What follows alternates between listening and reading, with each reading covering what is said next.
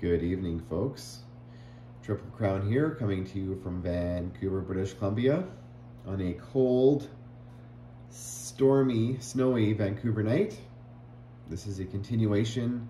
This is a round 9 summary of the Global War 1939 solo playtest. We are focused on Australia, specifically Sydney this round, and what Japan is probably going to do to it next turn. Currently, Sydney has 17 units in Sydney, a small navy of 5 destroyers off the coast, and Japan has 10 infantry in Queensland, and total next turn can hit Sydney with 28 units. So we're going to get into lesson learned in conclusion, but Sydney is probably going to fall next turn. So the Japanese did do a attack on the, they tried to clear both sea zones, and the Australians should have scrambled because the Japanese dice went ice cold. They still were able, on a last-ditch round, which was questionable, to sink some of the destroyers, and they're lucky that their 3 naval aircraft were able to target select and take out a couple of cruisers. Otherwise, the Australians might have been able to counterattack and wipe out this small navy here and form a blocker. And the Japanese were not able to come down from Guam and join in that attack. So it almost went completely sideways. So that's what happened there. The Japanese decided not to basically land all the infantry they could make it here in New Guinea. So they are wanting to take Australia with force. One of the transports, actually 2 that couldn't make it, or maybe it was 1, ended up coming to Borneo, and so they were able to take Borneo and retake back. I forgot to mention this last round, but a couple of the French units that survived, we had 2 French units up in French Indo that converted from Vichy to Free French, and so the Japanese took it back. This is actually supposed to be a Japanese roundolan. That's now Japanese territory. Japanese sent part of their navy up here off the coast of Shanghai. That's a small contingent of their navy. They divided, they split their navy. Some navy did come down here just to make sure they're able to clear the sea zone here and wipe out this fleet. So the Japanese are not messing around. They built a couple, an escort and a regular carrier and a cruiser up here off of Tokyo. The Americans are trying to project some power. They're all back in Midway. They're not probably going to be there long, even though there's only 1 Japanese airborne infantry defending Tokyo. It's because the Japanese plan is to go to Sea Zone 125 next turn and build a massive armada, or as big as they can build.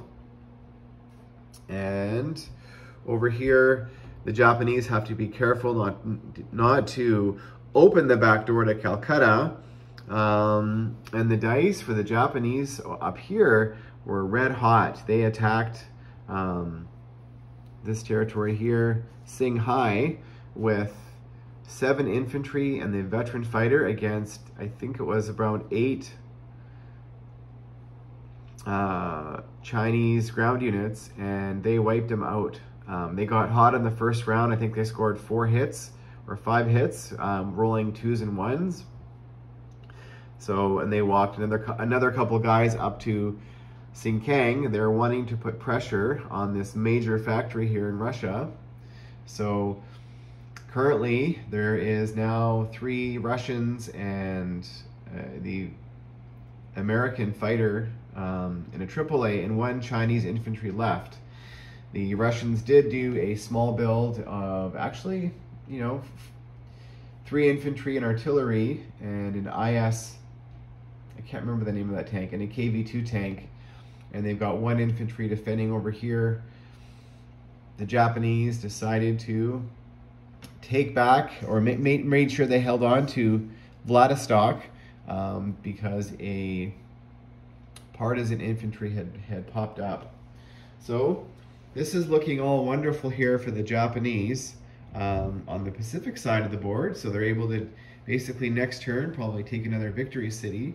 However, we're going to slowly pan across here. Convincingly, the Germans were able to take,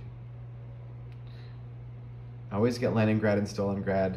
This is Stalingrad, with convincing fashion. I think the British only scored 2 hits and returned fire, so they still have about 58 or 59 units sitting there in that pile. The Russians came down as blockers now to block from Moscow, and we're going to back out here. The Russians exploded. So all of their partisans turned into they added another partisan, 2 partisans turned into 1, and they automatically liberate the territory. So that is a bonus for the Russians. Their infantry all spread out, and even the British tank down here came down and attacked the 1 German infantry. And the Russians were able to do this because the battle for Leningrad, the dice were red hot for the Russians and ice cold for the Germans. So they rolled horribly. I believe the Russians survived with all of their armor and 2 infantry. So that allowed them to go heavy. They took Valpuri, they were punching into Finland, they took they won Eastern Poland territory and Baltic states, so that's another NO for the Russians. So they made 51 IPP last round, and they got a Lend-Lease from the Americans. So now currently the Russians have 71 IPP to spend next turn, and there's almost nobody left on the eastern flank. The Germans did come into Bessarabia in western Ukraine, and I believe the partisans scored, I think it was 1 hit over here and 1 hit on the Japanese in Vladivostok. So the partisans are alive and well and putting pressure on the eastern flank of the Germans. And over here, another surgical style strike.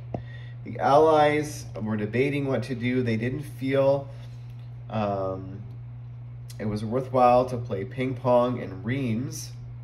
So they decided to go heavy into Marseille with the British, which did a can opener, and 20 American tanks, medium bomber from Moscow, and 2 fighters attacked I think it was 17 or 18 combined Italian and German units there, and they wiped them clean fairly easily in Marseille. Currently in Marseille, I don't have the numbers in front of me, but I think the British have like 46 units, and then America, all their tanks are gone, but they currently have about 24 units there. So the battle for turn, also the dice were funny. There was 1 round, I think it was the 2nd round, the Americans had 1 hit with all their armor, and I think the Italians had 2. Like, the dice were cold, and then they got hot for the Americans, so they still have 10 surviving armor. The Italians built 10 infantry in Rome and an armor. The Germans were smart. They placed there's about 13 ground units that can take back Turin next turn and at least close the door to Rome for 1 more turn.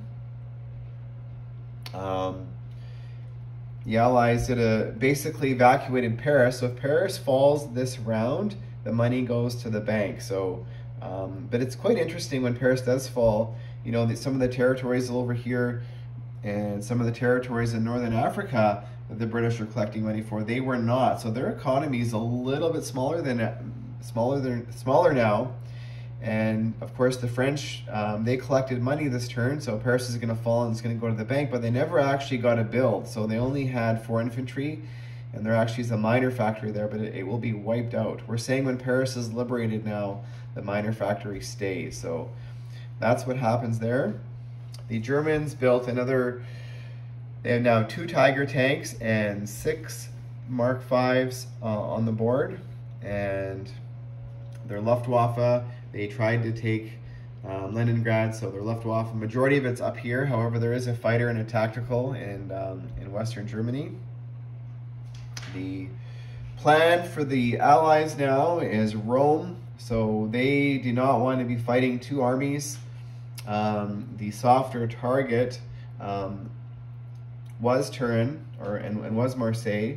So currently, you know, if the Germans come down and you know, take back Turin with their 13 units, this is what the British have following. There's no tanks left for the Americans, but they are going to be able to take Turin next turn and hold it convincingly. I don't think there's much the Germans can do, so probably 2 turns. Rome will be in Allied hands, which we're going to get into if and when it happens, but what happens to all of the other Italian units on the board, including this Italian Navy? So they will become,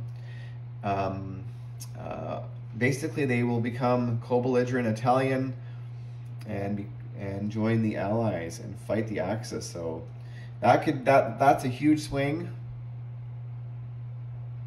The British all built another heavy bomber, the Lancaster, up in London, and they took Cairo convincingly. This was another round where the British were attacking with a bunch of 2s, and the 2s got hot for them. So, and the dice were average for the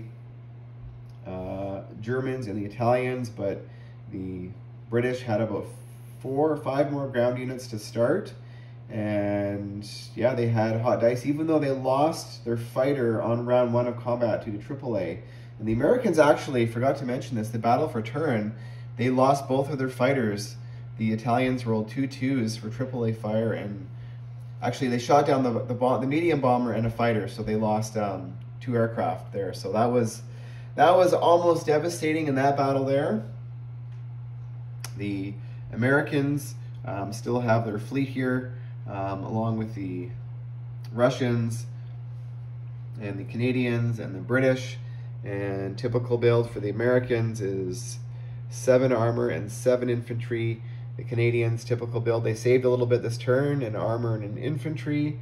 And America did build 2 more transports in the Pacific, so they're able to reinforce Hawaii. Even though they're moving across, their goal is to reinforce Hawaii. They're not going to do what the Australians did and branch out. And another mistake the Australians, I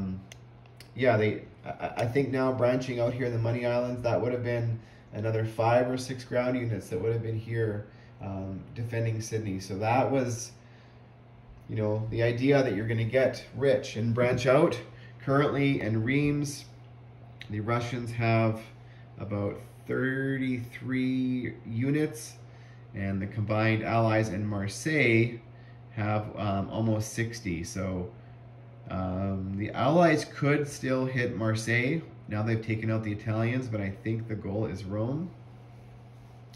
So the message here, folks, in closing, is that it's more from the Japanese perspective, but it's also working for the Allies, is to try to take out your opponent sometimes when you're fighting multiple opponents that have a can opener ability or that distraction, is to do what I call a surgical strike and take one of them out.